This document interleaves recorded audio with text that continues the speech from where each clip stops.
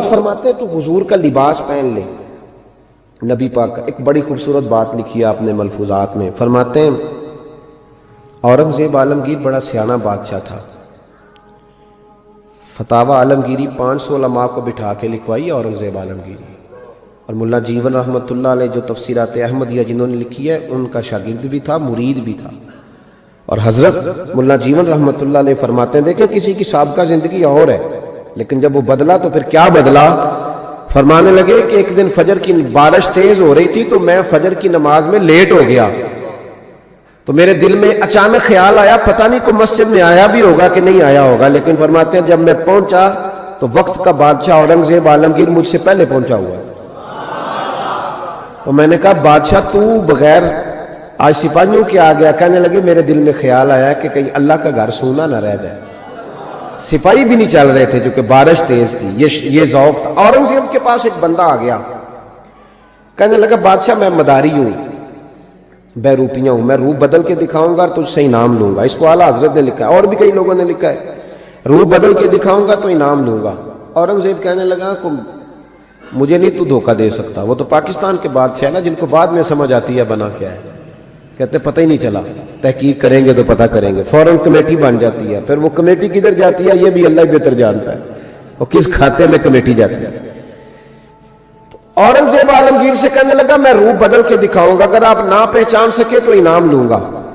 اس نے کہا چلو ٹھیک ہے تجربہ کر لو، میں بڑا انعام دوں گا. اورنگزیب ایک دن سفر پہ نکلنے لگے جہاد پہ، تو فقیر آیا کرتے تھے بادشاہوں سے مانگنے. اس نے بھی منہ ساری مونچھیں اور داڑھی صاف کر لی اور چہرے پہ سیاہی مال لی، کپڑے پھٹے پرانے پہن لیے. بادشاہ گھوڑے پہ گزرنے لگا تو بھکاریوں نے اپنے اپنے پیالے آگے کیے. اس نے کسی کو 5 روپے دیے، کسی کو 2 روپے دیے. جب بہروپی آیا تو اورنگزیب نے 10 روپے دیے. کہنے لگا تیرے آنے جانے کا کرایہ میں نے تجھے پہچان لیا، کچھ کر کے آ اگر کچھ کرنا ہے تو. تھوڑے دن کے بعد بادشاہ نے کہا کہ میں نے فوجی بھرتی کرنے ہیں، دوڑ لگانے والے لڑکے چاہیے. اس نے بھی ذرا مونچھیں بڑی کر لی اور لڑکوں کے بیچ دوڑ لگانے لگا. بادشاہ نے کہا وہ جو نوجوان دوڑ رہا ہے اسے بلاؤ. اس کو بلایا تو کہنے لگا یہ 10 روپے لے، تیرے آنے جانے کا کرایہ میں نے پہچان لیا. کچھ دنوں کے بعد بادشاہ نے کہا ٹیچر چاہیے بھرتی کرنے ہیں، تو اس نے بھی جناح کیپ پہن لی. سمجھ لیں مثال دے رہا ہوں، اچکن شچکن شیروانی پہن لی، چھڑی پکڑ لی، مونچھیں بڑھا لی، آ گیا. 2-3 بندوں کا انٹرویو ہوا. اس کی باری آئی تو اورنگزیب کہنے لگے 10 روپے دے لے اور نکل جا، میں نے تجھے. دلیل کیا ہے؟ حضور نے فرمایا اتقوا فراست المومن فإنه ينظر بنور اللہ او کما قال نبی صلی اللہ علیہ وسلم، رواہ ترمذی. محبوب فرماتے ہیں مومن کی فراست قلبی سے ڈرو، وہ اللہ کے دیے ہوئے نور سے دیکھا کرتا ہے.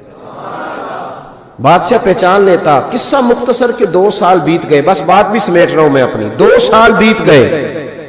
2 سال بادشاہ ایک سفر پہ جا رہا تھا، فوج ساتھ تھی، 10,000 کا لشکر تھا. ایک پہاڑی کے پاس سے بادشاہ گزر رہا ہے تو بادشاہ نے دیکھا کہ ترچھی سی چٹان ہے، پہاڑی ہے، تو لوگ جا بھی رہے ہیں آ بھی رہے ہیں. یہاں کیا ہے؟ انہوں نے کہا جی ایک درویش بابا بیٹھا، لوگ دعائیں کراتے ہیں. پرانے سارے لوگ یہ اللہ والوں کو مانتے تھے، یہ ڈائریکٹ والے ابھی آئے ہیں، سارے اللہ والوں کو مانتے تھے. اورنگزیب عالمگیر کہنے لگا میں بھی اچھے کام جا رہا ہوں، میں بھی دعا نہ کرا لوں. بڑی بادشاہ آپ کو پتہ ہے نازک مزاج ہوتے ہیں. ہمارے ہاں تو پیر اور پیر زادے بھی بڑے نازک مزاج ہوتے ہیں. 6 لوگوں نے ٹیشو پیپر پکڑے ہوتے ہیں پیر صاحب کے بیٹے کے، 4 آدمیوں نے جوتے. پھر یہ شہزادہ کیسے جہاد کرے گا؟ اسی لیے اس کو تھوڑی سی گرمی لگتی ہے تو فٹافٹ مان جاتا ہے، کسی میدان میں کھڑا نہیں رہ سکتا، اس کے لیے مشکل ہوتا ہے.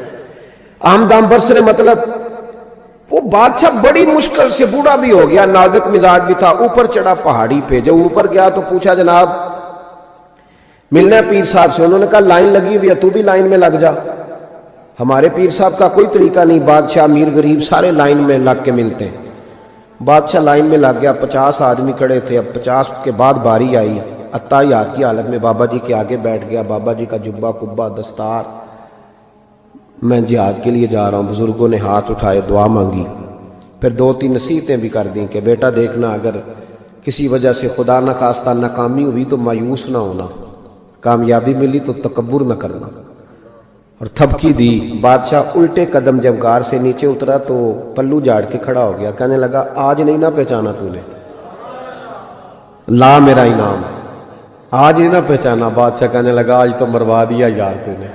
کہاں میں چڑھا کہاں میں رکا, تھک گیا, گرمی کتنی ہے. بہرحال مزہ آیا, اورنگزیب کو دھوکہ دیا, مزہ تیرا پورا آیا. بتا تو کیا لے گا. ہیرے جو سب سے قیمتی ہوتے تھے نا وہ بادشاہ اپنے تاج میں لگوایا کرتے تھے. کہنے لگا وہ جو تیرے تاج میں ہیرے لگے ہیں نا وہ چاہیے. بادشاہ نے کہا یار تو نے اورنگزیب کو دھوکہ دیا, بات بہت بڑی ہے, وہی مل جائیں گے. اس نے تاج اتار کے بیروپیے کے قدموں میں رکھا اور کہنے لگا یہ تو نے مانگا ہے نا, میں جہاد سے واپس آتا ہوں تو دوبارہ آنا, اپنی مرضی سے بھی تجھے دوں گا, تو نے حد کر دی. جب اس نے دیا اور بادشاہ نے رخ پھیرا تو بیروپیے نے آواز دی. کہنے لگا بات سن یار. بادشاہ نے چہرہ بدلا تو کہنے لگا اپنا تاج لے جا, ضرورت نہیں. اس نے کہا تجھے کیا ہوا؟ کہنے لگا نہیں ضرورت, لے جا. بات کیا ہے, 2 سال ہو گئے تجھے محنت کرتے, تو نے کتنے روپ بدلے اور آج ملا ہے تو تو کہتا ضرورت نہیں. بیروپیہ رو پڑا اور کہنے لگا بادشاہ میں نے اپنے نبی پاک کا لباس نا جھوٹ موٹ پہنا, جھوٹ موٹ کی پگڑی, لوگوں کی جیبوں پہ ڈاکہ ڈالنے کے لیے جھوٹ موٹ کی داڑھی, جھوٹ موٹ حضور کا لباس پہنا جھوٹا. اور تیرے جیسے بادشاہوں کے تاج میرے قدموں میں آ گئے ہیں. اگر میں سچ مچ رسول اللہ کا غلام بنوں گا تو اللہ کتنی شان عطا فرمائے, سچ مچ بنوں گا تو رب کیا دے گا. بہلتے کس جگہ جی اپنا بہلانے کہاں جاتے, تیری محفل سے اٹھ کر تیرے دیوانے کہاں جاتے. خدا کا شکر شمع رخ لیے آئے ہو محفل میں, اگر پردوں میں چھپے رہتے تو پروانے کہاں جاتے. خدا آباد رکھے سلسلہ یہ تیری نسبت کا, وگرنہ ہم بھری دنیا میں پہچانے کہاں جاتے. اور اعلیٰ حضرت فرمانے لگے فرشتے بھی کرتے ہیں تعظیم میری, فدا ہو کہ ان پر یہ عزت ملی ہے. عزتیں دروازہ رسول پہ ہیں. باقی کوئی شخص کہتا ہے میں دولت کے بل بوتے پہ عزت حاصل کر لوں تو وہ تیری دولت کی عزت ہے, تیری ذات کی نہیں. جو کہتا ہے میں کرسی کے بل بوتے پہ عزت حاصل کر لوں تو میاں جب تک تو کرسی میں ہے تب تک تیری عزت ہے. جو شخص کہتا ہے میں کسی کے 7 لاکھ کی عزت حاصل کر لوں تو اس کی ذاتی ایک عزت ذاتی ہے. وہ کون سی جو رب رسول عطا کرتے.